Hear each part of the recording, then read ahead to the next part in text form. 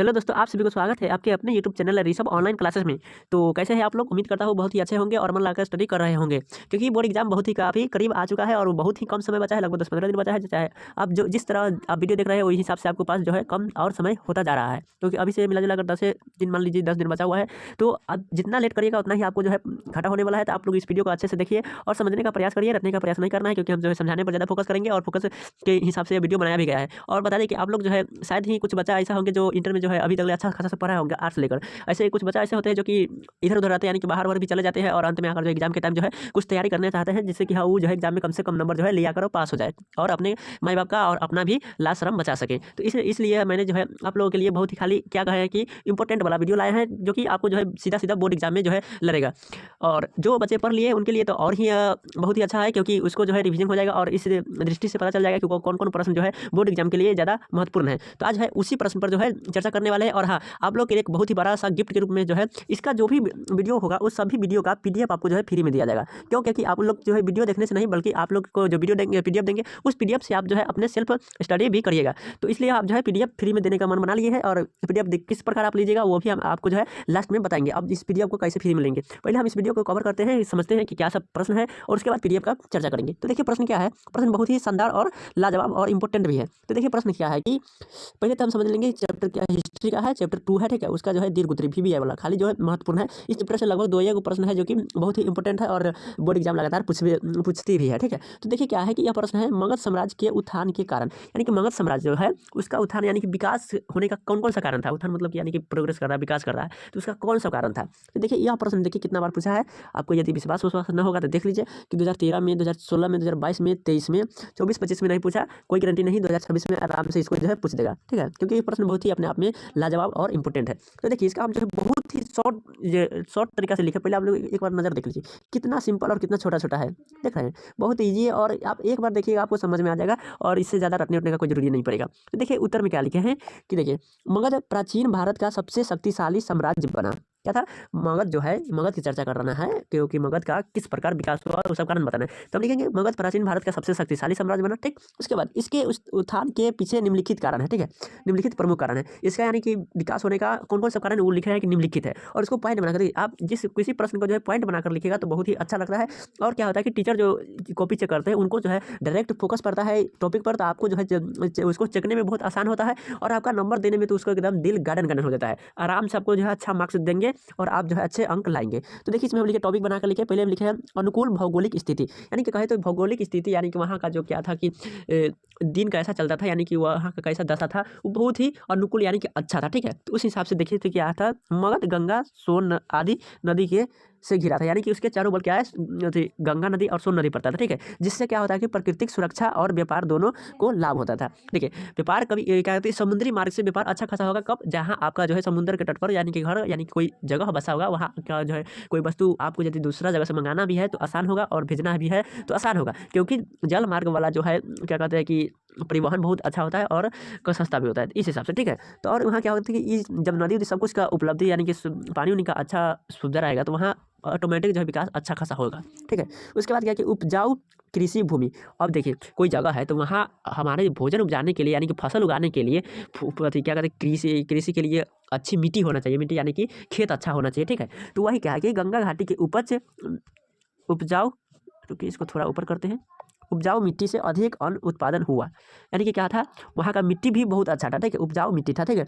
जिससे अधिक अन्न यानी कि भोजन, यानी कि भोजक तत्व जो भी समझ लीजिए, जैसे कि गेहूँ, धान, चावल, ये सब जैसे होता है वही सब हुआ, जिससे जनसंख्या और कर आय बढ़ी, ठीक है। क्या था कि वहाँ का जो है अच्छा खासा रहने वाला, तो वहाँ क्या करेगा, लोग ज़्यादा निवास करना पसंद करेगा, वहाँ की जनसंख्या अच्छा वहाँ जाकर रहने लगेंगे तो बढ़ जाएगा। और क्या कि आयकर, ठीक है, यानी कि सरकार को जो है उस हिसाब से कर भी मिलता था, यानी कि टैक्स, ठीक है। यानी कि किसी राज्य का जो है चलाने के लिए आपको जो है, जो यदि आप ज़्यादा पैसा कमाते हैं तो आपको उसको हिसाब से टैक्स देना पड़ता था। तो वही था कि उसको सरकार को, यानी कि जो शासक था उसको जो है टैक्स मिलता था, जिससे कि वो अपना जो है विकास वाला काम अच्छा खासा करते थे। उसके बाद क्या है, लौ अयस्क की उपलब्धि। हाँ, तो देखिए वहाँ लौ अयस्क भी पाया जाता था उस समय मगध में। तो झारखंड क्षेत्र क्षेत्र में से लौह की प्राप्ति हुई, जिससे शक्तिशाली हथियार और औजार बने। अब लोहा जब मिलेगा किसी राज्य में, यानी कि वही क्या मगध के झारखंड जो है मगध में ही यानी कि क्षेत्र पड़ता था, तो वहाँ क्या मिलता था हथियार के लिए, यानी कि लोहा मिल जाता था, जिससे वह हथियार बना कर दूसरे जगह बेचते थे और औजार भी बनाते थे, जो कि उसके लिए बहुत ही यूजफुल और क्या कहते हैं कि व्यापार करने में भी उसका जो है उपयोग करके पैसा अच्छा खासा कमा लेते थे। ठीक है, उसके बाद क्या हुआ कि योग्य एवं शक्तिशाली शासक। हाँ, सबसे मेन बात यहाँ ये भी होना चाहिए, क्या कहते हैं कि कोई किसी देश या राज्य है किसी चीज़ को चलाने के लिए, यानी कि चलाने वाला व्यक्ति योग्य होना चाहिए, अच्छा शक्तिशाली अच्छा होना चाहिए, दिमाग वाला बुद्धि वाला, तो अपने ऑटोमेटिक सबका विकास हो जाएगा। तो योग्य यानी कि देखिए बिम्बिसार जो था, ठीक है, बिम्बिसार, अजातशत्रु और महापद्मनम नंद जैसे शासक ने विस्तारवादी नीति अपनाई। ये सब शासक जो थे अपने आप में बहुत महान थे। ठीक है, और वो जो है जो भी काम करते सोच समझ के अच्छा खासा काम करते थे, जिससे कि वहाँ का जो है विकास हो पाया है। ये भी लिखेंगे योग्य एवं शक्तिशाली शासक। ठीक है, उसके बाद लिखेंगे मजबूत सैन्य शक्ति। और हाँ, सैन्य शक्ति यानी कि वहाँ का जो है सेना सब था वो भी मजबूत था, अच्छा खासा सेना था। तो हाथियों, घुड़सवारों और पैदल सेना के कारण मगध की सेना अत्यंत प्रभावशाली था। वहाँ क्या था, यानी कि पहले के लिए सेना के लिए हाथी चाहिए था, घुड़सवार यानी कि घोड़ा चाहिए था, ठीक है, और पैदल सेना भी अच्छा था। ठीक है, यानी कि उस समय मिला जुला कर कहते सब कुछ अच्छा था, तो क्यों नहीं विकास होगा। ठीक है, और उसके बाद क्या, कूटनीति एवं वैवाहिक संबंध। ठीक है, तो बिम्बिसार ने विवाह नीति द्वारा पड़ोसी राज्य से संबंध मजबूत किया, और ये सब तो होता रहता है, इस आम बात है, क्योंकि यह अपना पड़ोसी देश उससे जो है संबंध अच्छा खासा बना कर रखना चाहिए। ठीक है, जो कि आपको जो है कभी भी विषम परिस्थिति में साथ देगा। तो वही था, बिम्बिसार ने विवाह की नीति द्वारा पड़ोसी राज्य से संबंध मजबूत किया। ठीक है, तो मजबूत संबंध अच्छा रखा तो उसको जो है हेल्प सहायता वायता मिलने लगा सब जगह से, बहुत अच्छा खासा होता है, ये सब जरूरी होता है। उसके बाद क्या है, सुरक्षित राजधानी। राजगिरी और पाटलिपुत्र जैसी राजधानियाँ प्राकृतिक रूप से सुरक्षित था, और मगध का राजधानी उस समय हुआ करता था क्या, पाटलिपुत्र यानी कि राजगिरी। ठीक है, तो जो कि सुरक्षित भी वो है और प्राकृतिक रूप से बहुत ही अच्छा जगह है पाटलिपुत्र और क्या कहते हैं राजगिरी। ठीक है, तो उस हिसाब से उसका जो है विकास और अच्छा हो पाया। उसके बाद क्या है कि व्यापार एवं शहरीकरण। गंगा नदी के कारण अतिरिक्त भारी व्यापार फला फूला। तो वही बात है, तो जैसे कि पहले में देखे थे यानी कि आपको पास सब कुछ अवेलेबल रहेगा, तो हाँ जैसे गंगा नदी है, तो गंगा नदी के तट पर जो है समुद्री व्यापार बहुत ही अच्छा से होने लगा। तो वही यानी कि तब तो विकास आसानी से होगा। व्यापार देखिए, व्यापार से आपको जो है आप कोई वस्तु का आसानी से मंगाएंगे घर, चाहे आपका घर में जो बनेगा वो उसको भेज सकते हैं, जिससे क्या होता है कि अर्न होगा। यदि कोई चीज़ की कमी होगा तो दूसरा जगह से मंगा लीजिएगा, तो आपका पूर्ति हो जाएगा। यदि आप जब किसी चीज़ को ज़्यादा उपजा रहा है, ज़्यादा मात्रा में पैदा कर रहे हैं, तो उसे आपको बेचने के लिए व्यापार चाहिए। ठीक है, तो इसी हिसाब से वह जो है काफ़ी जो है मगध का विकास हुआ। तो आप देखिए हम 8 पॉइंट बनाए हैं, तो कम से कम आपको है, कम से कम नहीं हो तो ये आपको 5 गो तो लिखना ही पड़ेगा, और ज़्यादा से ज़्यादा 7-8 जितना भी लिख सकते हैं बहुत अच्छा होगा, जितना आप लिख लीजिए। ठीक है, तो उसके बाद क्या है, देखिए इसमें कुछ याद नहीं करना है, याद आपको सिर्फ कितना करना है, सिर्फ जो टॉपिक में हमने लिखे हैं उस टॉपिक खाली याद करिए। ये पहला टॉपिक, दूसरा, तीसरा, खाली इतना जो हाईलाइट किए उतने याद कर लीजिए। उसके बाद अपने उनके बारे में लिख लीजिएगा। हम कहेंगे सैन्य क्या कहते हैं योग्य एवं शक्तिशाली शासक, तो क्या कहेंगे योग्य, तो ये आप नाम ना लिख ऐसे भी लिख सकते हैं कि मगध साम्राज्य का उस समय जो है शासक बहुत ही बुद्धिमान और ताकतवर होते थे। ठीक है, ये सब लिख दीजिएगा, यानी कि आपको न याद रहेगा तो अब, यानी कि आप जब प्रश्न को छोड़ रहे हैं उस समय आपको ये बुद्धि लगाना है। ठीक है, तो अब आपको जो है इतना लिख दीजिएगा, मिलाइयो जुलाइयो के लिखिएगा, तब 5 नंबर ना देकर 3-4 नंबर देगा, तो क्या 3-4 नंबर बेकार है, बहुत अच्छा है। तो इसलिए आप लोग के लिए जो है इतना मेहनत करके वीडियो बना रहे हैं, तो आप लोग सपोर्ट भी कीजिए और हमारे चैनल को सब्सक्राइब भी कर लीजिए, क्योंकि आप लोग का ही फायदा है इसमें, क्योंकि समय समय पर, और बेल आइकन को भी प्रेस कर लीजिएगा। चलिए, और नेक्स्ट एक और प्रश्न है, 2 प्रश्न है, और इसके बाद ये क्या लिख दिए कि इन सभी कारणों से के प्रभाव से मगध साम्राज्य का तेजी से उत्थान हुआ। ये लिखिए, चाहे ना लिखिए, बात बराबर बाकी लिख दीजिएगा तो और अच्छा बढ़ जाएगा। ठीक है, चलिए उसके बाद नेक्स्ट क्या है, नेक्स्ट है, तो देखिए नेक्स्ट है चंद्रगुप्त मौर्य का जीवनी और उपलब्धि की विवेचना करें। क्या करा कि चंद्रगुप्त मौर्य का जीवनी लिखना है, यानी कि उसका जीवन क्या था वो, और उसके बाद उपलब्धि यानी कि वो क्या क्या हासिल किया वो अपना शासन काल में, वो बात बता देना है। तो हम देखिए इसको 2 भाग में बना कर लिखिए, एक बार जीवनी लिख देते हैं और एक तरह लिख दिए हैं इसका उपलब्धि। ठीक है, तो देखिए क्या लिखे हैं, चंद्रगुप्त मौर्य मौर्य वंश का के संस्थापक और भारत के महान शासक थे। क्या थे, चंद्रगुप्त मौर्य जो है मौर्य वंश के, किस वंश के, मौर्य वंश के।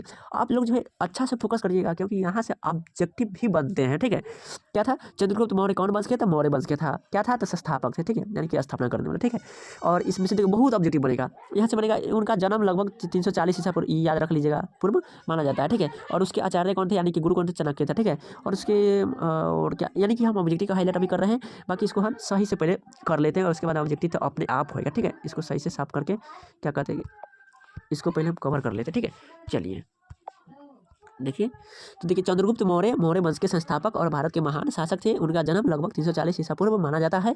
आचार्य चाणक्य के दर्शन में उन्होंने मगध के नंद वंश के शासक घनानंद को पराजित कर 322 ईसा पूर्व मौर्य साम्राज्य की स्थापना की। उनकी राजधानी पाटलिपुत्र, जब स्थापना हुआ था राजधानी कहाँ पाटलिपुत्र था, कब हुआ 322 ईसा पूर्व में हुआ। ठीक है, उनका जन्म कब हुआ 340 ईसा पूर्व में हुआ। और उनकी वो जो है किसको मार्गदर्शक मानते थे, तो चाणक्य जी को, जिसे कौटिल्य यार इसका जो पुस्तक अर्थशास्त्र, ये याद रखिए चाणक्य का पुस्तक का नाम क्या है, अर्थशास्त्र। और अर्थशास्त्र में किस विषय के बारे में है, तो राजनीति के बारे में। ठीक है, अर्थशास्त्र से ये ना समझिएगा कि अर्थशास्त्र के बारे में उसमें लिखा होगा, नहीं, अर्थशास्त्र पुस्तक जो है वह राजनीति से संबंधित है। ठीक है, ये बात याद रखिएगा क्योंकि ऑब्जेक्टिव बनते हैं यहाँ से। उसके बाद इसका उपलब्धि देखना है, तो उपलब्धि में क्या हो जाएगा, यानी क्या क्या सब हासिल किए वह बात बताना है। ठीक है, तो देखिए उपलब्धि में लिखे हैं कि चंद्रगुप्त मौर्य ने अपने शासनकाल में एक विशाल साम्राज्य का निर्माण किया। यह उपलब्धि न हुआ क्या, यानी कि हासिल ने किया क्या क्या क्या कहते हैं कि अपना साम्राज्य का अच्छा काम किया, विकास वाला काम किया, जिससे कि उसका जो है अच्छा यानी कि विशाल यानी कि बहुत बड़ा